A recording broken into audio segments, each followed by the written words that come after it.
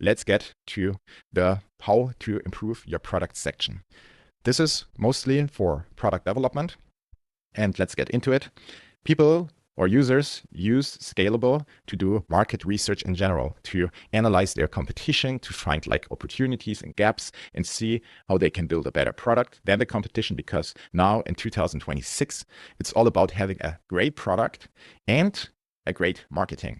And yeah, I will talk about this topic later on in other videos, but here I want to show you how this whole product insights list works. So here you get the product strengths and weaknesses, and it's the same layout, means you get a table with all the review mentions, and here it actually got turned by the sentiment ratio, means how often your customer are talking in a positive way about your product and a negative one. Based on this ratio, we determine if it's an inconsistent experience, a primary strength, or even secondary, or even a weakness when you have a mostly negative sentiment.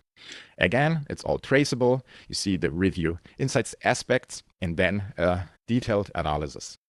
So here you really get super quick and fast. Actually, I think for human, it's super difficult to get this actual ratio done. So AI is super helpful here.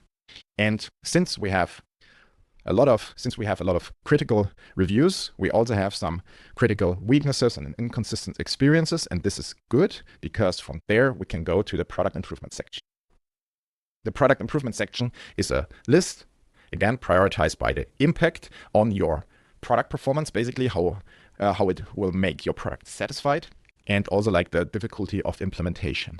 And here, since it's a super simple product, it's a supplement, you can do the formula better. But in general, the AI found some here poor perceived value for money. You can read here, and critical weakness of offer a 30-day satisfaction guaranteed. But this is like Amazon standard. And what else? Create an adjustment period and starter guide insert. So because it seems that people don't know how to use it. So this is maybe a creative idea you can take and seems like an easy fix.